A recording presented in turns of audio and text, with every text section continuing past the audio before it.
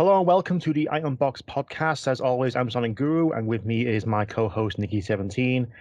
Hopefully, the next 30 to 45 minutes this is going to be a big old rambling of stuff that we take interest in, including Sega Sonic news as well as gaming news and other things that pique our interests. Yeah, that needs working on. Anyway, how are you? I'm okay. Been out and about over the last few days, but yeah, I've been trying to keep myself busy. We kind of have to anyway, because it's been like 2 years since the whole what's best to describe as sort of get tacked on by the C19. Yeah, it was. Yeah, basically the 2 years we don't count. Basically, that's what I think most people like to refer to. Yeah. Me, I've been just kids and everything. I've been jumping from game to game. I've almost finished Pokemon Let's Go Eevee. All right. Getting Metroid Prime Remastered was a pain in the butt. Yeah, I heard about this because apparently people are trying to. Here's this amazing game people just suddenly want now. We're going to sell it to you with extortionate prices online. The problem is that Nintendo shadow dropped it. It's all of a sudden like, we're announcing Metroid Prime Remastered. Oh, great! It comes out today digitally. When is it? What? Now. Yeah. Okay, do you get a physical piece? Yeah, in about 2 weeks. Yeah. Great. I mean, I could have pre-ordered it, but I didn't have enough money at the time, so I thought, you know what, I'll just buy it from the store. And I think, no, every scalper out there decided, you know what, this will be big bucks. Yeah. It's rare, limited edition, $800, please. You can suck on a urine-flavored popsicle. But I did get one. I had to pay $20 more, so I paid equally to what full price game would have been, but the game cost $40. I was going to say it's a great game, but it's like 5 days after I bought it, I thought I'll check, Nintendo's online store, see what they have. They have it back in stock now, so F me. Yeah, I mean that's the annoying thing is that you try and get something that you think is going to be sold out, and then as soon as you do it, it's like, no, it's fully restocked. It's just... I guarantee you, though, I probably would have spent $60 to get us on top of shipping alone. All right, God almighty. Anyway, but yeah, it's a good game. Just I don't like how dark it is sometimes. Like it graphically, it's more impressive than the original, even though the original was pretty much top tier for a GameCube game. Yeah, it's funny because when I saw footage of this in motion, I generally did think to myself, you could mistake this as being on like the PS4 or even PS5 almost. It's like the way it looks is so beautifully done. Yeah, still holds up, and surprisingly, dual analog stick really works for the game. Although you have the option of whether or not you want lock on. I kept it on because it feels weird without it. Right. Because again, that was another thing they put it out, is in you have dual analog stick, the original mode, and then even how they did it for the trilogy, basically using the motion controls. So they give you some options with that. I'm probably one of the few people you know has 3 copies of Metroid Prime. I am not kidding. No, I know you know. I have the whole collection of Metroid games. Yeah. But bigger news than that is that I fixed my Dreamcast. Yeah, sorry about that. What was wrong with it? Sometimes, especially like 90s consoles, 80s consoles, you have to wiggle the freaking cord in and out to get it to work. Right. I think that might have been something wrong with the PSU. So I had to hold it down in a certain position, get power on, but when I let go of it, it would turn off. Right. And there's also sparks. It's like, yeah, so you see sparks in something, like, that is a dangerous thing, because you wonder, oh shit. So I've been watching a lot of restoration videos of consoles. It's like, I could do that. I don't know the first thing about electrical engineering, but I'm saying, I can try. I can tell you this, with the way how I live, I have to live with with my parents, particularly. They watch a lot of like restoration programs, and they're like, I could do that. Thinking, no, you couldn't. Don't even try. But carry on.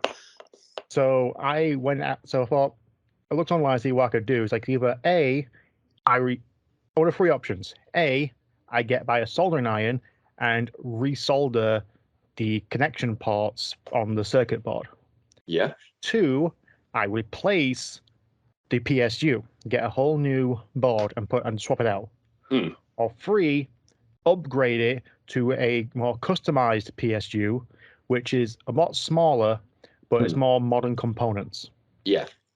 I went for option 2. I figured if I'm going to replace it and play it originally an original console, I'm going to get the original PSU. Swapped it out. Okay.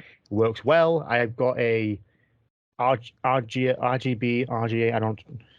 The red, white, and yellow Yeah, cables. what we used to use for the back end of VHS players, if you remember those folks. Composite, I think it's called. Composite video output, something. Component is the semi HD one. Yeah. Yeah. That's a HDMI and works well. It works fantastic. I can play Sonic Adventure traditionally now on a Dreamcast. The only way to play Sonic Adventure. I was just saying that's the dream, isn't it? That's the dream. Yeah, but it also means I can also play Sonic Shuffle. I've never touched so that game. I'm gonna get a HD upscaler so the screen doesn't look so grainy. Because it's like still pushing out at least 480, 460, I think. Yeah, I mean, God, back in the day, this was, the first console to do HD. Yeah, it was still standard definition back then. I mean, internet connection. Sorry, that's what I meant. Yeah. So I now have that. I have a working Dreamcast, so I am so happy with that. Thing is, though, I only have 4 games and they're all Sonic. Yes. The fourth one, whereas the fourth one is the Sega Smash Pack. Right. So you get a bit more out of that one. Yeah, if I want to hear Sonic the Hedgehog 1 sounding really, really weird.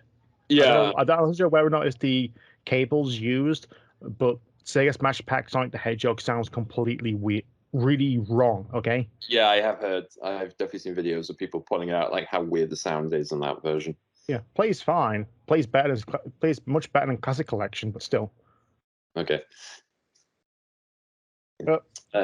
I was going to say, like, for me, I mean, I've been playing a bit more of Frontiers. I mean, I'll not run front and say I've yet to finish the game because A, I'm sort of going at my own pace given how this game is working, and B, I surprisingly haven't seen. I kind of know what's going to happen in the game, but to be fair, there's still a lot of things that surprising me, particularly how the boss fights are doing. So I'm sort of going in blind for that stuff.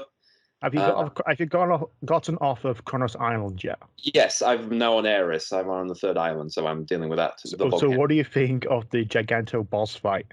Well, I will say this. I just faced off a little segment where it appears, and I had to run away from it from its sword blade. Oh, yeah, run away from Wyvern, yeah. Yeah, I had to run away from that. So I did that, which I will say, like, that thing was... People have pointed out that the 3rd island, a lot of it is 2D segment things, and yeah, they are... I mean, they're doable, but they're not the most fun to play in. In fact, I've also seen people do footage like you can sort of cheat, as in sometimes you can sort of get onto those environments without it automatically going into 2D segments. Yeah, it requires some maneuvering to get around a 2D lock-on. Yeah, but I've done that myself by accident, so I've learned that little exploit. But in terms of the game itself, I am enjoying it. I'm definitely enjoying for what it's doing and how it's, just putting Sonic in a big open area to run around it. It's like, yeah, this fits fine. And all I wish is they just work on the stuff that, they've set up for this game and just improve upon it. And in fact, we will talk about that a bit later, actually. Yeah, Sonic Frontiers is definitely going in the right direction, and I want to see it expand upon, especially what works, not just, well, some people don't like it, so let's just come scrap the idea and go back to what we know about. That is something Sonic Team has had a bad habit of, but we'll talk about that later. Yeah, but little on the Sonic Frontiers news, moving on, is a couple things. First of all, is the waves of the free DLC coming out for it, including a boss rush. Why wasn't this included the first time round? Why was you want to refight Giganto Wyvern and Knight? Yes, please, yes. They're the fun parts of the game. Yeah. I mean, it's kind of funny because, again, it's like if they're taking anything from Shadow of the Colossus, it's like even in that game, you can go back to the areas where you defeated them and do basically boss mode again for those segments. Yeah, you get a boss. You managed to do a boss rush mode in Adventure 2. Why could you do it in Frontiers? Yeah, probably time or anything else, but yeah, thank you, C19.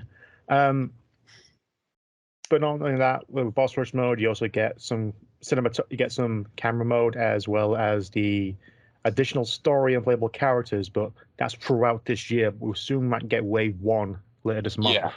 Yeah. We should bring up that. Sorry.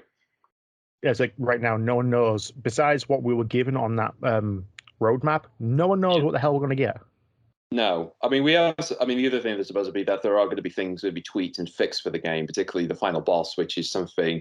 We need to bring this up because one of the things that's happened is the director of the game, I can't say his name, unfortunately, because I'll butcher it, but he's been on Twitter and he's been asking people, what do you think of the game? And people asking questions, have you thought about doing this? Or do you not have time to do this? And he's been replying back, like, tremendously well. And it is strange to see this because normally any response we get from Sonic Team is from Yukaza because he's basically the head man. He's basically the mouthpiece of the whole thing. So it's weird that one of the directors has actually been online. I've got the roadmap here. It's the jukebox, photo mode, and challenge modes. So we won't. So hopefully, one of these is a boss rush. I would like to see a boss rush mode. Maybe challenge mode is boss rush. Supersonic is there, but he seems to be fighting off against the Strider. Yeah. Like I said, but yeah, apparently, like I said, so this is part of the plan, along with supposedly we will be getting possibly playing as Tails, Amy, and Knuckles in some form. How, we're not really sure, but we'll see. But yeah, like I said, Wave 2 would be Sonic's birthday, which will be in June. June, of course. Open zone challenges, and also new Coco. Want to show what new Coco is, unless he comes walking in builds a fucking beefcake. I mean, to be fair, most of the Cocos in the game is basically whatever island you go to, they just get a new bit of shrubbery on top of their head. It's either, cactus or dust or a literally tumbleweed or something like that. So that seems to be the thing they do with them. What makes this Coco different from the other Cocos? It's got goth face. Yeah, I know. It looks like the lead singer of Kiss. Why not? I mean, I wouldn't be surprised if somebody's already done that. Another thing as well is, I'm not sure if it was the director or someone, or the designer, saying they might do away with the boost in future games. This is the thing, because some of the responses he's been getting from people have been asking, have you thought about, momentum's been the big thing. People saying, oh, have you thought about putting momentum in or whatever? And he says it's something we did think about when we started this game, was to not do it without the boost, but we did it in the end. But he is saying, I am thinking, we probably should look into doing a game without it, and even how we implement the drop dash, which is something I figured out of the game, is that there is momentum with it, as in when you drop, you do get a little like a rolling tile. That's the whole point of it, is when you hit the ground, you just roll whatever direction you're going in. And and again, it's something that I think if they're going to continue with this whole setup, it's something they really need to look into, because I think you can make the game, it is playable and fun as it is. And as I mentioned, when the game was first shown off, my big worry was they were just putting, Forces Sonic into a big open world, and they were using, the springs and the rails as a compensation because they didn't know how to make it work. But after playing it, it's like, okay, no, they have thought about how this character should work in these environments. But it does make me feel like if you did rely less on the boosting stuff, and using more natural modes of just running, just running up to top speed, I think you can make this game work. It'd still work and maybe even play better.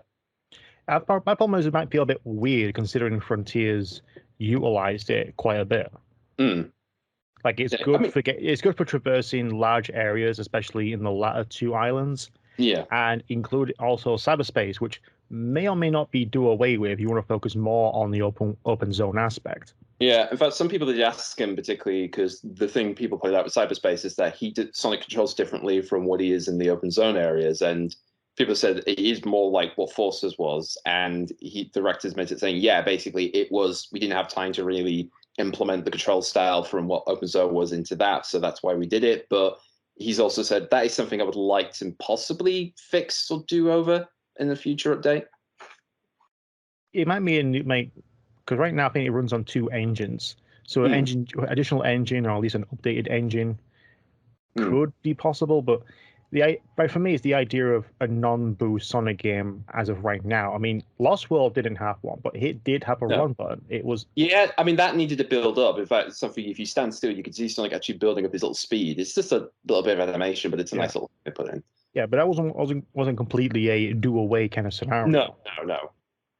Like going all the way back to, well, the last game that did it was Sonic 06. Yeah, it had the max speed sections, but those were auto. That was automatic, yeah.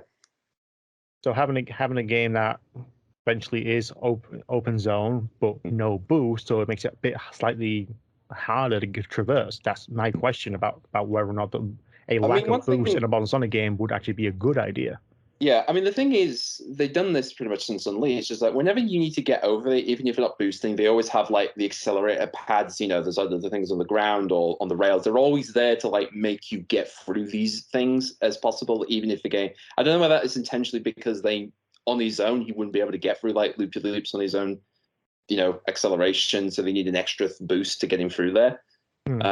which is definitely in Frontiers. There's a lot of that when you're on the rails, but it does make me wonder, like, could they build upon that for the next game and possibly do without those, or relying on those too much next time? We don't end up like Sonic Advance or Sonic 4, where it's pretty much automatic. No, that's what I mean. It's like you still, that's the problem, is then you want to get through these things, but then those sections where they put a lot of them is like they just put the boost pads in there just for Sonic to get through them, which might as There's well actually be several areas, especially on, I can't remember the fourth island's called now. No, fifth island. I can't remember what it's called. In fact, all four of them do it. Is there's always like a set of free boost pads next to each other. It's like, do you really need free boost pads? Well, I think that's depending on what angle you're coming at most of the time. I think that's why they're there, because they're meant to be like whatever. If you're coming in left, right, or dead center, I think that's why they're there.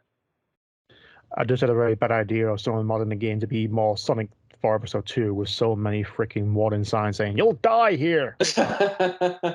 Oh god! Well, that was just there just to point into place. Yeah, this big open area. Yeah, basically you'll be dead. Can I get over there? No, it's a goddamn ocean. What the hell do you think is going to happen? Exactly. Yeah. But again, one thing I'm really glad about this, particularly with the update, is first of all, I love the fact that there is going to be a camera mode in this game, because as I was playing it on the first island, there were some moments where I just stopped and looked around and thinking, this game needs it. I mean, I know some people have complained about, oh, it's too barren and not Sonic enough. It's like, there is, to be fair, it still looks beautiful. I think there's some areas of the game, even with but here's the thing though, as far as the story goes, it makes sense for it to be barren.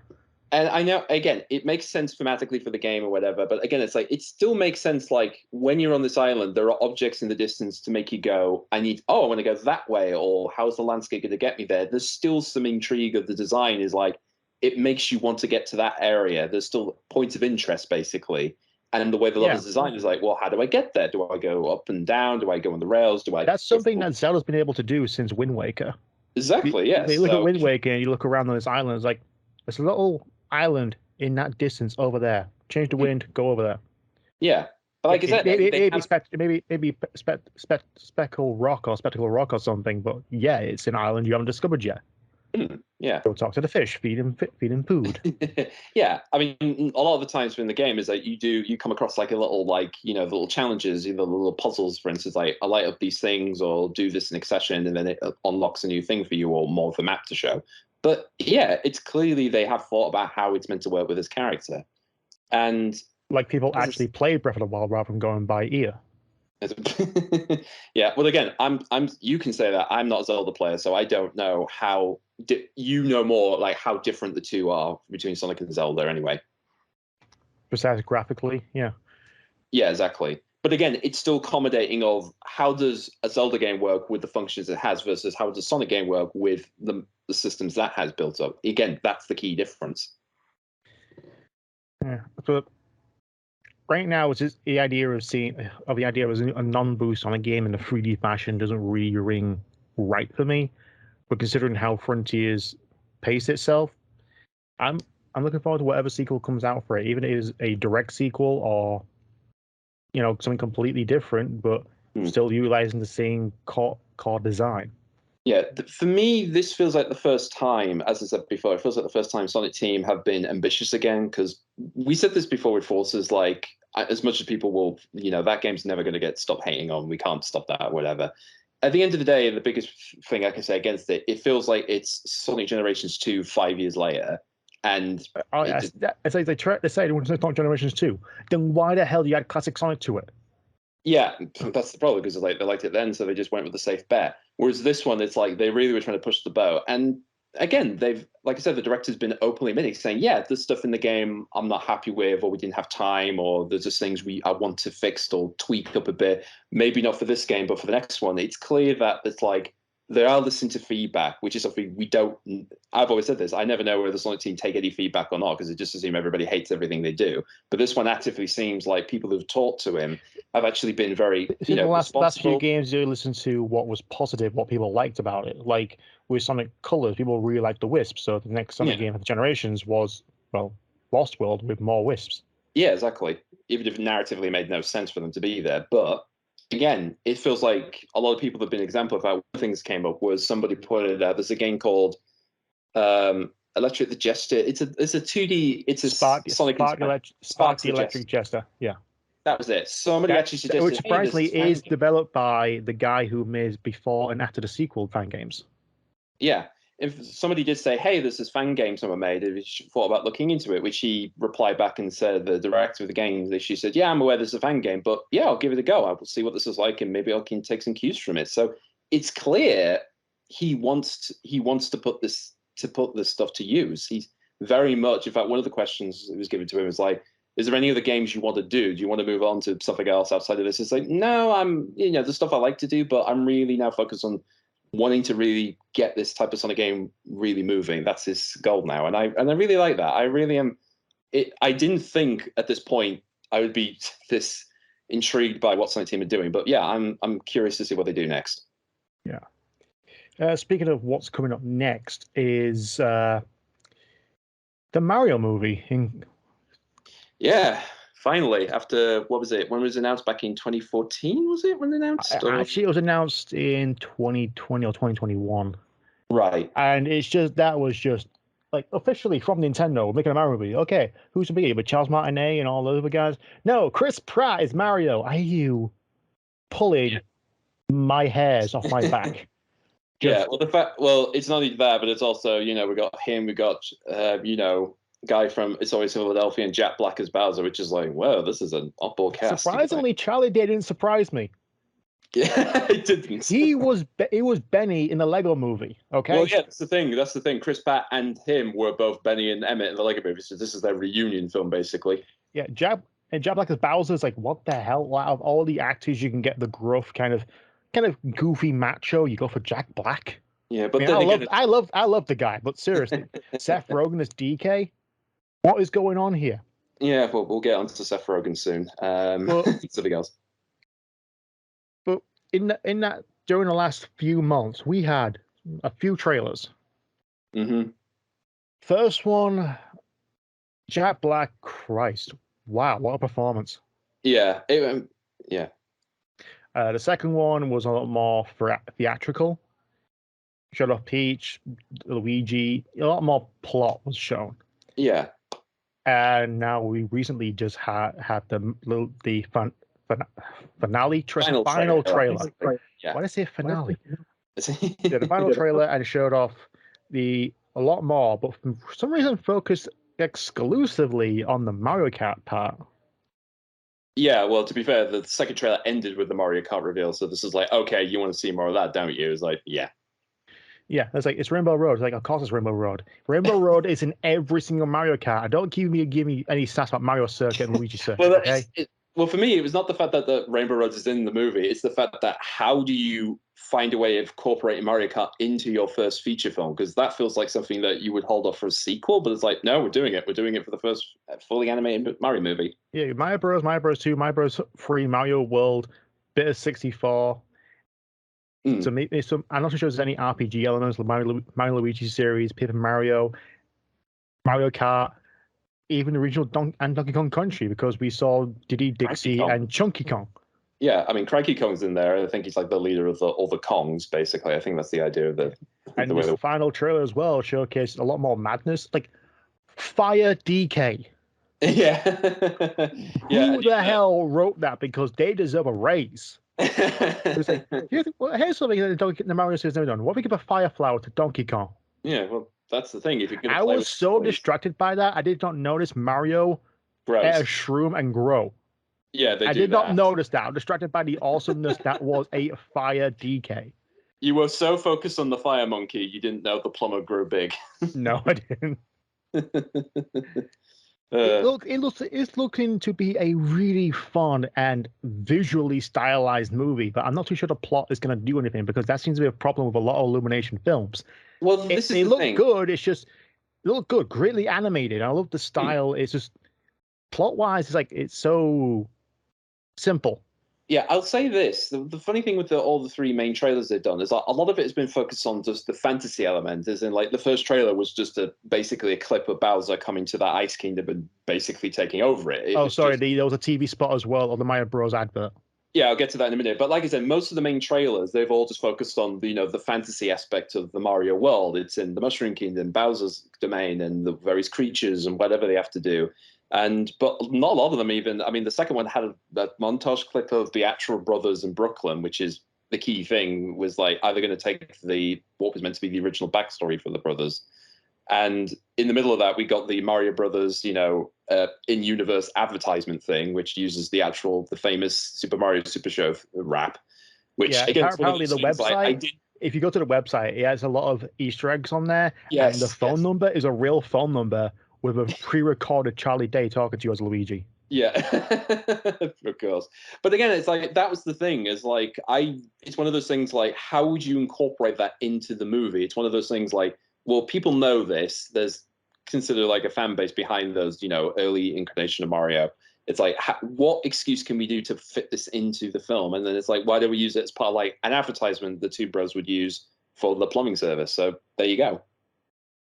I wonder if it's their house or the lady's house actually gets them sucked into the actual other world.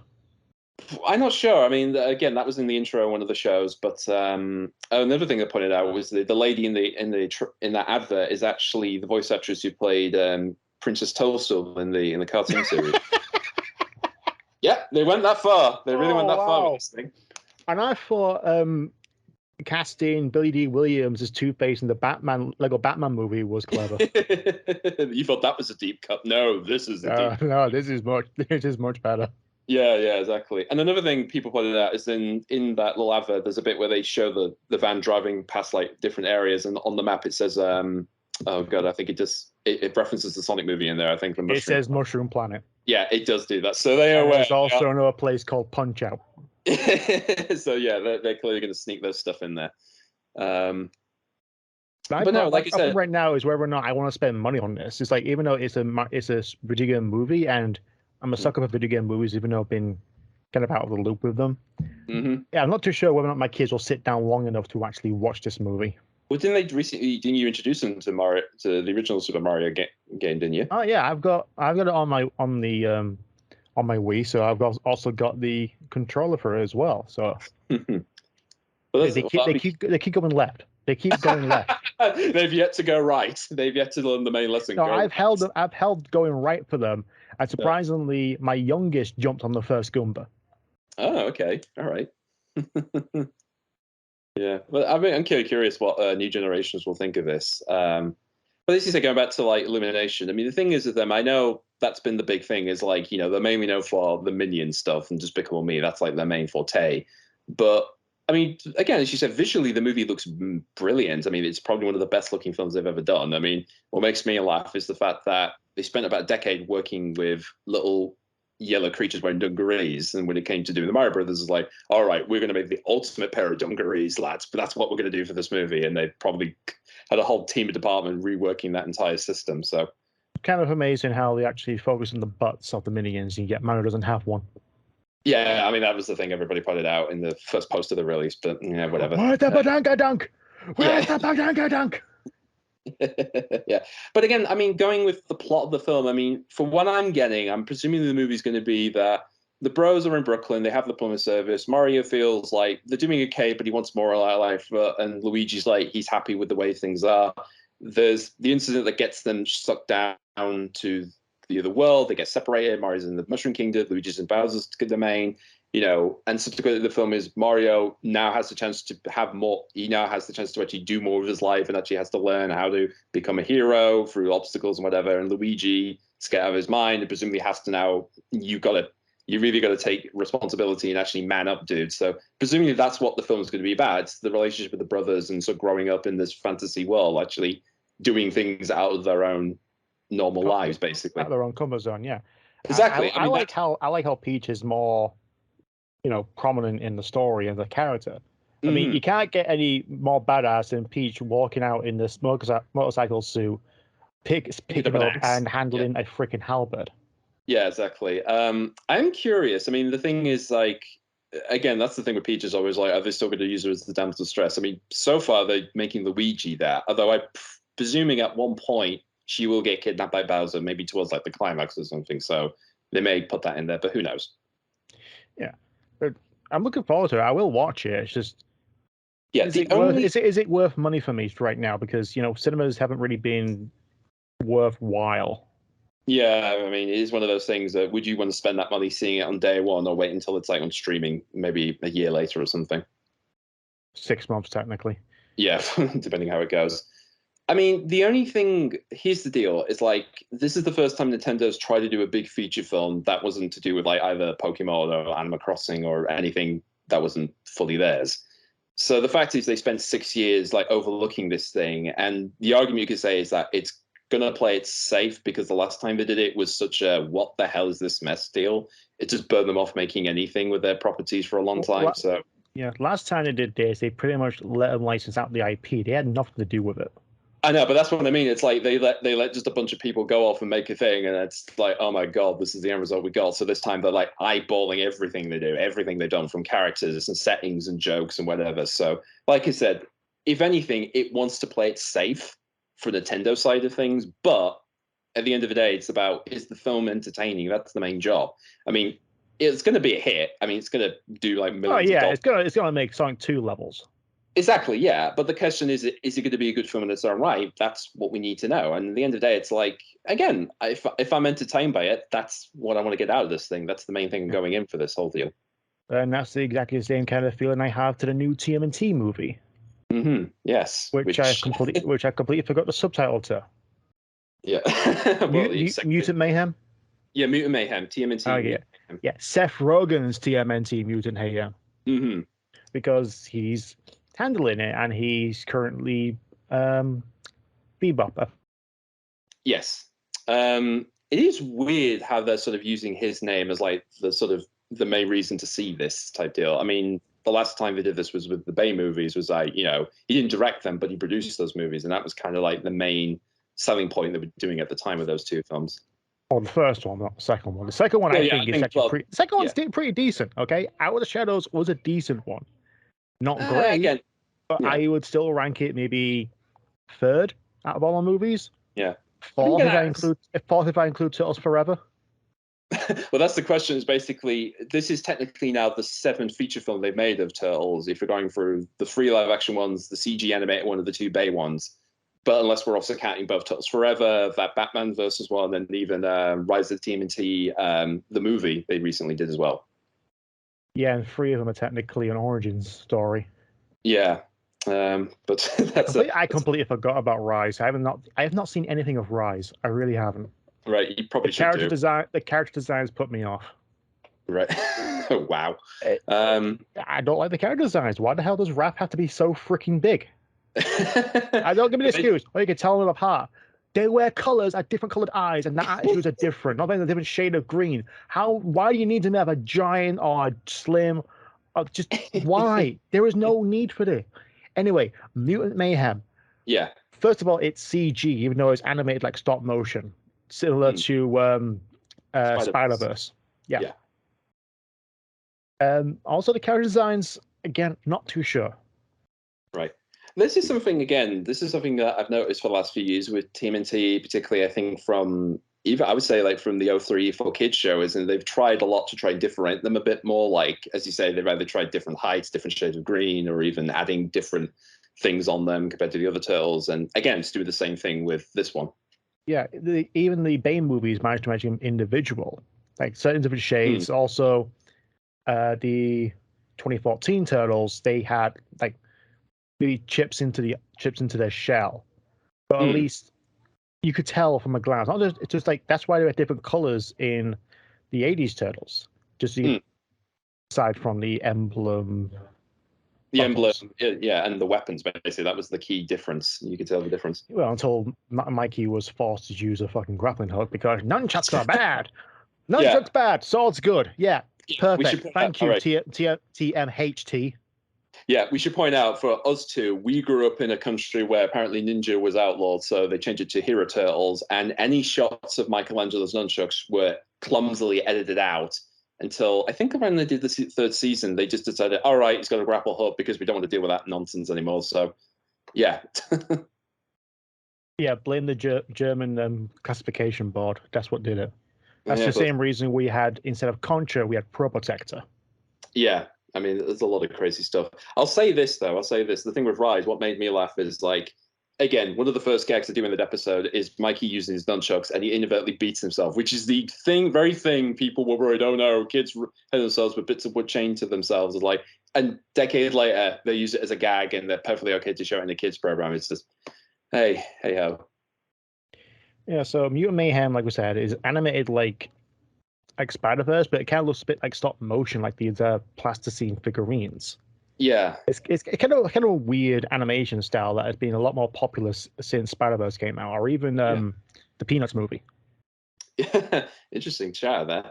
Okay, so I can sort of talk about this. So, like you said, a lot of people are comparing this to Spider-Verse, and a lot of people are kind of wondering, is this now the beginning of like every animated movie trying to rip that sort of style off? And the thing is, I watched the trailer a few times, and the thing is that you compare it to Spider-Verse, artistically, not animation-wise, we'll get to that in a minute, but artistically, they are very different films. I mean, Spider-Verse is a lot more cleaner, a lot more, straight lines and stuff, where this is intentionally off-angle, everything's at a kilter and scratchy. Everything's sketchy, yeah. It's sketchy. In fact, one of the things I know it's like a motion comic in a sense. I would say it's literally the equivalent of like a 12-year-old doodling a comic. Basically, it's got lots of lines and grubs on. In fact, one of the things I noticed is in near the end of the trailer, you see one of the slides heading into Donatello's leg, and you actually see like little wavy lines just near it, just to emphasize the pain. And even when they do a quick pan before Michelangelo gets hit by the fire hydrant. The whip pan itself, you watch it frame by frame, it actually is just like drawn lines. It goes from a blur to like just scribbled lines in. So they're really emphasizing like this has been scribbled onto a 3D environment. Also kind of like, I guess a similar thing is to the olden age of plasticine animation, where the movement was just basically a blob. Well, yeah, I mean, there was like the thing called, you could see the fingerprint marks in like, say, More, for instance, a children's show in the UK, where it's like you could see the ripple effect on the characters moving. For the equivalent, think Gumby, okay? Just think exactly. Gumby, same thing. State-wise Gumby for UK Morph. There you go. Yeah. I was also thinking Lego Movie, when that moved very quickly, it's just a line of Lego bricks. Yeah, I mean, that's the key thing. And what you said about stop motion is, I would say definitely it probably started with the Lego Movie, because that was intentionally trying to make it look like it was the real thing. Like they made this out of the real brick. Of course, none of it was. And particularly the stuff that they shove on the screen is like, it's impossible to do. But it was intentionally to make it look as real as possible and to film it like it was a stop motion film. So the characters would move in a certain way if you were handling them for real. And like I said, they sort of took that on into Spider-Verse with the whole, it's a comic book world, and we're sort of emphasizing the attributes comics can do in an animated film. And I'm trying to remember the actual frames per second they used to animate it. Well, I can say this as someone who's actually done stop motion. The thing people put out, it's 2 frames per second. So basically you do one drawing. This is basically you do one pose, hold it for a frame, and then you do another one and hold that for a frame, and then you play it back, and that's how it is. And I think it was less than 25 frames. I'm pretty sure it is. It's 25 seconds playback, but if you watch it frame by frame, it's basically 2 frames per second. It's 2 frames. Yeah, it's just Spider-Verse deliberately did it at a lower frame rate to give it the kind of choppy frame by frame. Yeah. And the thing is, particularly in Spider-Verse, one thing that was pointed out, if you see the film, is in Miles, for instance, when he tries to become Spider-Man, he's bad at it compared to the other Spider-Folks he meets. And as the film goes on, you notice when he tries to web sling, it's a lot slower than the rest of them. But by the end, when he actually does finally learn how to do it himself, he actually moves at the same speed. It's intentionally saying that he's very sloppy to begin with, since the frame rate is slower, versus when he actually fully does it, he's now at the same speed as the rest of the Spider-Folks in that film. The only thing I took away from that film is the fact that someone got hit by a bagel, and the actual sound effect was bagel. Yes, they did draw on the word bagel. Yeah, I just love that. Yeah, that's a nice little attention to detail. As of right now, for Mutant Mayhem, I'm not too sure if I'm gonna like it. I don't know the usual attention for the Turtles was to make them sound like young teenagers, like 14. Well, they actually got 14, 15, before your balls drop anyway. But even so, I don't like Donnie's voice. I know it just irritates me. It's like going to YouTube trying to find a tutorial on something, and some pre-teen little cocky shit tells you this is exactly how you're gonna go. Download this. Shut up! Give me someone's experience. It sounds like they know what the hell they're doing, not the fact they made a video copying someone else's freaking video. How long have you been piling that up, man? How long has that been boiling up inside of you? Ever since YouTube disabled the dislike. Right. It's been a while then. I mean, for me, I mean, the actors involved, again, I will say Donnie does, you almost would think it's like, is this a girl playing it? But then again, some boys do have high voices that make you think like it sounds like a girl. Although one thing I found out is the actor who's playing Leo is actually worked on Gumball. In fact, he was the voice of Gumball. He's the third actor to play that character because they've swapped out different actors as their voices started to break up, and so they have to reset the universe each time in that show. God damn! And I thought Sonic Adventure was pretty bad. Yeah, I mean, Gumball really does go crazy with its meta stuff, but that's a whole other discussion for another time. I will say one thing I do like about this is that when they announced this film, they did, for instance, the advertisement, they got like little like graffiti style of each of the people playing the cast, and they did show like the main four members playing the Turtles as, to say these are the main actors, these are the people you're going to hear throughout the film. There is obviously a list of other celebrities, you've got Jackie Chan. Jackie Chan, Ice Cube, the guy who plays Ant-Man is in this somehow. Yeah, and John Cena apparently is in it. So yeah, he's Rocksteady. Yeah, yeah, they're all playing different mutants. But again, that's typical animated stuff. I will say it was nice for them to highlight the fact that we're actually going teenagers to play these and make that the first thing to show off the cast members list. Because you remember when they did the My Little Pony movie, all they did, particularly the main poster was all the celebrity names. It's like, yeah, what about the main actress who play this in the show? It's their movie, guys. Come on. So, yeah, we've already had. It was also bad enough when Colleen O'Shaughnessy wasn't on the poster because apparently her last name was too long. Yes. Well, that's funny because that was the thing of somebody, we noticed that. And then apparently one of her agents told the people who were doing the press release for this movie, and then they redid those posters. And then when Colleen was asked that question, like, were you happy your name's on the poster? Oh, yeah, but it's just my name is so long. So I feel a little bit, I feel a bit sad for the people who had to put my name on the posters, but they got it in there. Yeah, don't mind me. I'm just, the second main character of the film. It's fine. It's like literally the number 2 is in the form of Tails' Tails. So come on. But anyway, yeah. But in terms of the film, I'm curious to see how it is, because again, the argument's going to be is the first live action film is the best, and subsequently the rest of them have been sort of middling to type things. So it's always been that's the one everybody's been trying to beat. Yeah, I've always said this before. I tweet about it. Say my list right now is Turtles 1, Turtles 2, Out of the Shadows, or Turtles Forever, then Out of the Shadows, then TMNT, the CG film. Yeah, Michael Bay's Turtles, Turtles 3. Yeah, I mean, you hit low when Turtles 3 is at the bottom still. The only reason why Bay's Turtles is higher than Turtles 3 because Bay's Turtles has some good action scenes. I'll say it's also funnier than that film. At least there's actually some jokes that actually will make you laugh. So, but that's it's been a long time. It has. I mean, like I said, get back to Mutant Mayhem. I'm curious what the plot is meant to be. I mean, presumably the film is about the Turtles when they're still. It's another origin story. It's like watching Batman again. It's like watching the Batman again. Okay. I was going to say, like, Rise did this whole thing where it's like we see the Turtles as basically teenage mutant turtles, but really not ninjas. That would be the whole thing. And this is presumably the same thing, is where they're still learning how to do this and they're quite bad at it at first. And presumably whatever the rest of the adventure is going to be, presumably meeting different mutants and how they come about. It's like that episode of South Park where they get all those ninja stars and Tony kind of gets it in the eye. That was Butters who got it in the eye. Yeah, Butters gets it in the eye. Yeah, I'm just saying, if this was a few seasons earlier, it would be Kenny getting it in the eye and he would have been dead in the episode. And then years later, no, Butters gets it and ends up dressing up as a dog, because they don't want people to know. Oh, God. Yeah, it's basically right now what it seems to when they're throwing all that stuff at the beginning of the trailer. That's what it reminds me of, the episode of South Park. Right, then. Yeah. But that was a funny episode as well. It is a funny episode. It's a pretty good one. But yeah, I mean, I'm interested in this film. I mean, I've talked to our friend Junior, who's a massive Turtles fan, and they just say, "Do you want to see this with me and Mike on presumably in August when it will come out of here?" And it's like, "Oh yeah, we're going to see it." So we will see that, all three of us together at least. Yeah, I'll probably wait till it comes on streaming. Yeah, but like I said, I'm curious with this. I mean, the one thing I'll say about this, the last thing I'll say is that like I said, it's trying to implement a lot of like stuff that was in Spider-Verse and do it for its own thing. And I mean, again, it is a comic. It started as a comic, so it makes sense for it to sort of emulate that sort of look for this film.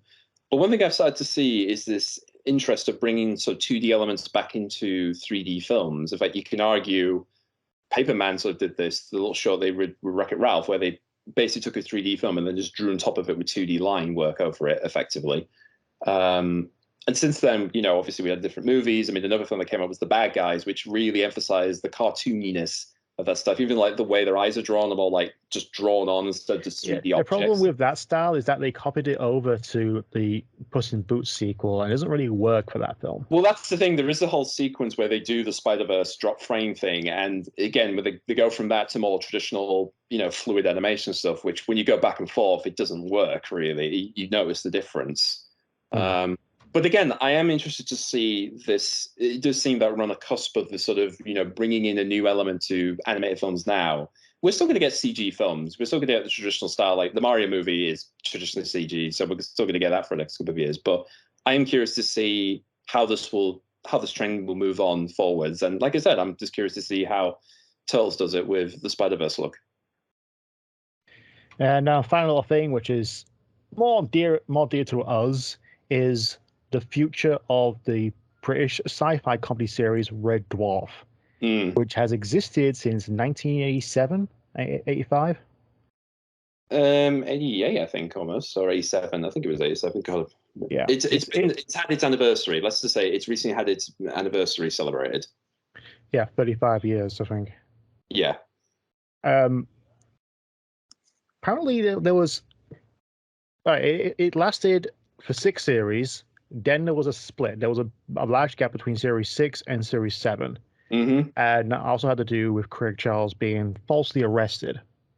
Yeah, that was in the middle of that whole thing, which is one of the reasons why Series 8 decided to set them in prison, because Doug thought it would be funny to do that. Yeah. So we had Series 7, then we had later at Series 8. And for a long time, nothing until 2009, where we got Back to Earth, which was a meta 3-parter. It was, well, here's the thing. It was meant to be one thing, then it was turned into 2-part, and then the last minute it had to be turned into 3-part. So there you go. Yeah, then we finally got a Series 10, 11, 12, and a movie called The Promised Land. A feature-length special, basically, yeah. Yeah, when it's like 90 minutes long, it's a freaking movie. I mean, it's a made-for-TV film, effectively. It's a movie. Yeah, I mean, it's a movie made for an audience, basically. That's the key thing. So it's like with Doctor Who. It's a long-standing, loved sci-fi. But one of the major contestants, which was brought up back at the end of Series 6, is Rob Grant and Doug Naylor splitting. Yes. And it was... Is it Doug Naylor's been a part of it since, or was it all the way around? Basically, yeah. So Rob and Doug created Red Dwarf. They did the first 6 series, and then after Series 6, they split up for reasons that's never been fully clear. If you ask one of them, they'll give you different reasons. But yeah, they went the different ways, and Doug has been carrying on Red Dwarf since Series 7 to Promised Land, basically. Yeah, which you can tell, like, there's when they're together, there was a magic that happened with them. With Series 7. It doesn't really help that the fact that was in Series 7 was the only one with no audio. Well, aside from Back to Earth, but that's yeah, again, that was meant to be in front of an audience, but they didn't get the funding for that. But then, Series 7 did not have an audience. It had, a post-audience track, but it basically they didn't film in front of an audience, and then they just did, once the episode was done, they recorded a laugh track over it, basically. Yeah, it's better than canned laughter, but still. Yeah. But Series 8, Paul Alexander, who helped write and produce it, has his own style as well. But since then, Back to Earth through Promised Land didn't really have the same feel as the first 6 series. No. And again, it's been said. I mean, again, there's other people involved in Red Dwarf over the years. In fact, another thing happened in 7 was Chris, at one point, didn't want to do Red Dwarf because he was too busy with doing that and British Empire at the same time. And he was kind of getting a bit angsty about sitting But at least they managed to work around it and write it out. Did, yeah. Yeah, I mean, that's the thing. By the time they finished Series 7, Chris wanted to come back, and he's been back ever since, which is a good thing. But also recently, especially after Promised Land came out, there was some legal dispute I had no idea about. I had no idea Yeah. this was going on. You probably know more than me. I just know recently it had been settled. Yes. So please fill the gap for me. Yes, I'm going to have to. I want to make this clear. I'm not 100% sure how this fully works myself, so don't take my words as gospel, but I will try my best to condense the whole thing down. So basically, after the Promised Land, there was a legal dispute with the production company called Grant Naylor, named after Rob and Doug's literal last names. And Doug apparently was let go for as literally the guy in charge of it because of some production issues or something. And then it just went into this cycle of, well, is he allowed to make more Red Dwarf? Not being a part of it, because something else that happened was in series 10, again, long story short, was that was a bit of a mess because, lots of things happened. They, initially they literally did a budget without the audience, but then they did it again without reconciling the fact that they couldn't film outside. The model shoot was almost a disaster. And then even when they got the shows finished, there was some technical issues meant that at one point, it wasn't deemed good enough to be broadcast on television. So there was lots of issues during that. And if you look at the end credits from series 11, 12, and Promised Land, they joined it with a thing called Baby Cow, which is a production company by Steve Coogan of all people. So it seems to be more like an internal problem that's happened during the midst of this whole thing. And what happened also in the middle of this, there was a thing called the Holly Hops Drive fan convention. It was an online thing where Rob Grant, Paul Jackson, the original producer, and Ed By, who directed series 1 to 3, and then 7 and 8, came up and pointed out saying, look, we know you guys heard about this. There's this legal issue going on, and we want to make it clear we don't want this to kill off Red Dwarf. That's the last thing we want to do. We want to continue. We want Doug to make more either series or specials or whatever. And if not anything else, maybe do another American pilot, maybe a movie, maybe another novel, all this stuff. And that was back in I think just in 2021. And then for ages, we didn't hear anything about it. We just assumed it was going to carry on and Red Dwarf was going to be dead afterwards. But then they just came out and said, hey, guys, we solved the issue. And yeah, Doug's going to make more Red Dwarf and Rob's could probably do some Red Dwarf himself. So yeah, there's going to be more Red Dwarf. Have fun, guys. Yeah, apparently in the statement that was issued by Rob Grant himself is... And Taylor, yeah. I saw Rob's. It's on both Twitters, yeah. Okay. Is that they are both going to produce Red Dwarf media. So we're going to probably have another series, another movie, maybe comic book, and maybe some... I wouldn't write an animation. Hell, maybe some mobile video game. I mean, they did do that with 11 and 12. They did do a video game based on the episodes, although they never finished doing all the episodes as games, but that's a whole other story. I mean, if Doctor Who can have a brand new mobile game right now, then why not? Again, another mobile game. Doctor Who was like 12 mobile games ever since 2010. Wow, bloody hell. And only 3 games are actually worthwhile. The Adventure series, the Infinity Clock, and the Silent Assassins. That is it. Okay then. All right. Face of reality, I have no idea. Yeah. But anyway, Red Dwarf. Yeah. So yeah, it just seemed. In fact, as we speak now, one thing that's recently happened is Danny John Jules of all people posted a picture on Twitter and Instagram. What looks like everybody getting back together for a read through for another Red Dwarf thing. So presumably they're already working on it. They're already doing the next Red Dwarf. I was surprised if Doug or Rob actually had something lined up. I just could not do it.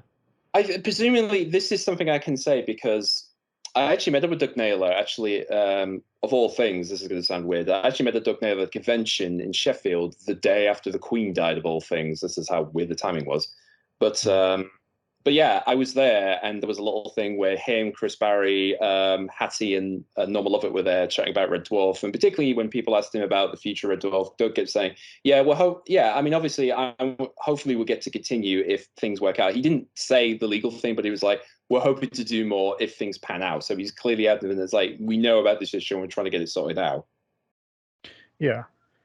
So I'm looking forward to it, man. I have not seen The Promised Land yet, at least not fully. I got as far as Holly being brought back. Yeah, that's as far as I got. Okay. I always wondered what this was for. Just a 5-foot floppy disk. Why not? A 5-foot floppy disk and a driver to fit it in there. Yeah, I mean, some people do say, "Is this a bit silly for a Dwarf?" It's like, dude, series 1, it rained fish inside, and a guy from Victorian times blew up in front of Rimmer. So, and we also had a time travel machine composed of slides on a projector. So, Yeah, so again, it's like if you're saying Red Dwarf jumped the shark, believe me, this show finds a way of not using the shark to jump its own silliness. So it's been doing that since day one. If the shark jumps over land onto the other side of the island into a different ocean. Exactly. It gets out scot-free. That's how Red Dwarf works. But yeah, I'm probably looking forward to this. I mean, yeah, I need to finish Promised Land. Yeah. I'll say this about the Promised Land. One thing that happened was at one point, Robert actually fell a bit ill. So he couldn't be there for a few days of filming. And I won't give away, but there is something that happens with Crichton later in that story that's particularly kind of eerie. But it was one of the things about Promised Land, because they made it, they managed to film it just as before the C-19 happened. So the fact they did a feature-length special before everything shut down was almost like a miracle in itself. And I just know the Promised Land was the reason why Danny John-Jules left Death in Paradise. Well, he left. Yeah, he did leave the show to work on Red Dwarf, like series 10 onwards. So yeah, he left the show because of that. No, it was during Death in Paradise. Was it? Right. Yeah, he left Death in Paradise to do the Promised Land because 11 and 12 were already out. Okay, then fair enough. He lasted 5 seasons on that show. Yeah, I mean, hell, that show changes a lot of people in that series, but that's another talk. But yeah, I mean, like I said, it's like it was a bit of a worry, especially given that there was this whole talk of thinking, could you still do like a film sitcom in front of an audience, given everything? And it's like we've kind of gotten back now where it's like okay now to have a larger group of people in one area to see something performance. So I think just test everyone, make sure they have their cards and everything. If someone gets ill, they shut it down. That's it. Yeah, that's what happens. I mean, at this point, it's more about the immunity. I think everybody's gotten too immune or just used to it now. That's the irony, is like, what was considered something that wouldn't work, now everybody's okay with it. But anyway, I'll say that this will be my last thing is Doug Naylor said this about Red Dwarf, is that it's one of the luckiest shows he's ever been on, because every time there seems to be a moment where the show would have died, it's always found a way through it. In fact, going back to series 1, the pilot episode, and then they filmed it and it wasn't quite right. And apparently there was a strike going on, which meant that it was, I guess the show's dead in the water. But then they found a way through it to refilm it and then get all series 1 done. And then from then on, it's just been on ever since. Until series 8. Yeah. But either the reason why it was off for so long, we thought we were getting a movie, which is a whole other story. If you want to know what happened to the Red Dwarf movie, you can go online. There's some weird stories about that. But again, every time this show seems to be done and dusted, or they'll never do it anymore, or everybody's had enough, or whatever, it's like it always finds a way of coming back. That's the weird thing about Red Dwarf. It's like for something that should have burnt out years ago, it keeps on bright shining in the deep space through million years in the future. Just like a red dwarf. That was the metaphor. All right, that's it for our podcast. I hope you all enjoyed it. Please leave a like, subscribe for more, and also follow us on Twitter for any updates, including Nikki's ventures into various conventions and animation takes. I do like, if you at me with kindness, not with hatred. That's all I ask.